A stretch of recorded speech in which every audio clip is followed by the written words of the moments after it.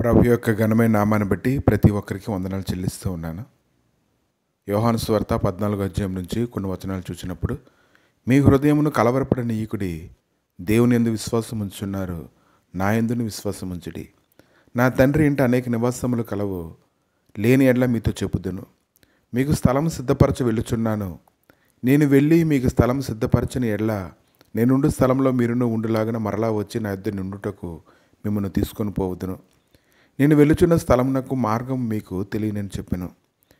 ప్రభు అలా మాట్లాడుతూ ఉన్నప్పుడు ఆ యొక్క సంగతులన్నీ వింటున్నటువంటి వారందరిలో తోమా అనేటువంటి వ్యక్తి ఆయనతో మాట్లాడుతున్నాడు. ప్రభువా, ఎక్కడికి వెళ్ళుచున్నావో మాకు తెలియదే, ఆ మార్గం ఎలాగూ తెలియనని ఆయనతో అడిగాను. మీరు నన్ను ఎరిగి ఉంటే నా తండ్రిని ఎరిగి ఉందురు, ఇప్పటి నుండి మీరు ఆయన ఎరుగుదురు, ఆయనను చూచి ఉన్నారని చెప్పాను. అప్పుడు ఫిలిప్పు కూడా మాట్లాడుతూ ఉన్నాడు. ప్రభువా, తండ్రిని మాకు కనపరచుము, మాకంతే చాలని ఆయనతో చెప్పాను. యేసు, ఫిలిప్పు, నేను ఎంతకాలం మీ వద్ద ఉండినను నీవు నన్ను ఎరగవా? నన్ను చూచినవాడు తండ్రిని చూచి ఉన్నాడు గనుక తండ్రిని మాకు కనపరచమని ఎలా చెప్పుచున్నావు? తండ్రి యందు నేనును నా యందు తండ్రి ఉన్నామని నీవు నమ్ముట్లేదా? నేను మీతో చెప్పుచున్న మాటలు నా ఎంతటి నేనే చెప్పుట్లేదు. తండ్రి నా యందు నివసించుచు తన క్రియలు చేయుచున్నాడు. తండ్రి యందు నేనును నా యందు తండ్రి ఉన్నామని నమ్ముడి, లేదా ఈ క్రియల నిమిత్తమైనను నన్ను నమ్ముడి. నేను తండ్రి యొద్దకు వెళ్ళుచున్నాను గనుక నేను చేయు క్రియలు నా యందు విశ్వాసం ఉంచువాడును చేయను. వాటికంటే మరి ఎక్కువ మరి గొప్పవియు అతడు చేయనని మీతో నిశ్చయముగా చెప్పుచూ ఉన్నాను. నేను ఈరోజు దేవుడి లేఖనాలు ధ్యానిస్తూ ఉన్నప్పుడు శాశ్వతమైనటువంటి నివాసానికి ప్రభువు వెళ్ళిపోవడానికి సిద్ధపడుతూ ఉన్నాడు. ఆ యొక్క నివాసంలోనికి ఆయన ప్రవేశించాలని ఆయన సిద్ధపడడాన్ని మనం చూస్తూ ఉన్నాము. కనుక శాశ్వతమైనటువంటి నివాసం అనేది మనందరిలో ప్రతి ఒక్కరిలో కూడా ఉంది.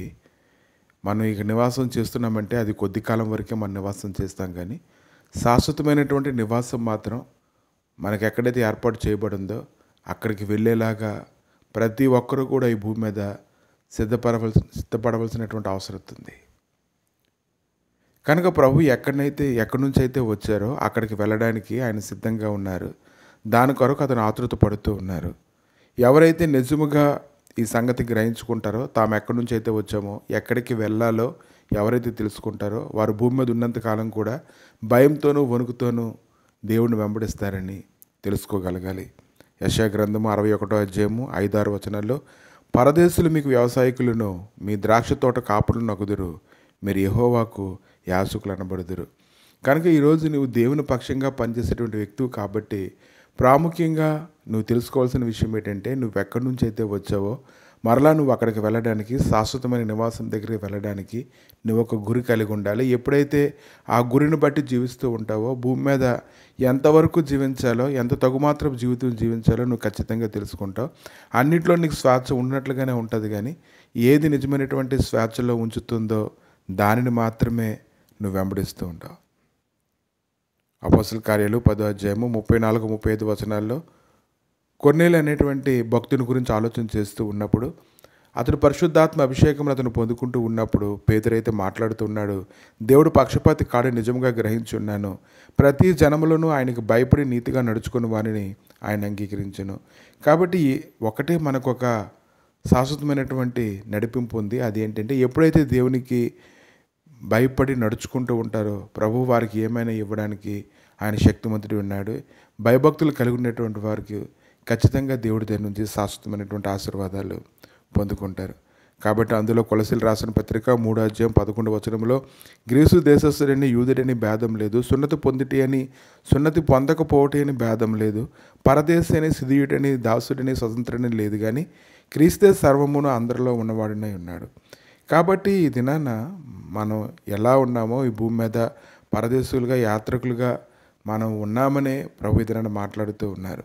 కాబట్టి అనేక సంవత్సరాలలో చూసినప్పుడు, గడిచినటువంటి కాలం అంతట్లో చూసినప్పుడు అనేక మంది భక్తులందరూ కూడా ఈ భూమి మీద పరదేశులు, యాత్రికులుగా జీవిస్తూ ఉన్నారు, కానీ వారందరూ కూడా ఒకే ఒక గురి కలిగి ఉన్నారు. యాకోబు రాసిన పత్రిక 2వ అధ్యాయం 23వ వచనంలో, అబ్రహాము దేవుని నమ్మిన అతని నీతిగా ఎంచబడిను అను లేఖనము నెరవేర్చబడిను, మరియు దేవుని స్నేహితుడిని అతనికి పేరు కలిగను. కాబట్టి ఈ దినాన మనం ఎక్కడి నుంచి అయితే వచ్చామో, మనం ఎక్కడికి వెళ్ళాలో అది మనకు తెలియాలి. అలా తెలిసినప్పుడు నీ భక్తి ఎప్పటికీ కూడా చెక్కు చెదరకుండా స్థిరంగా ఉంటుంది. అన్నిటినీ సంపాదించుకునేటువంటి వాటిదే మనసు కంటే మొట్టమొదట శాశ్వతమైనది ఏదో నువ్వు తెలుసుకొని దాని యందు స్థిరపరచబడడం ద్వారా సమస్తము సమకూర్చబడతాయని ఇది నన్ను తెలుసుకోగలగాలి. ఆమేన్.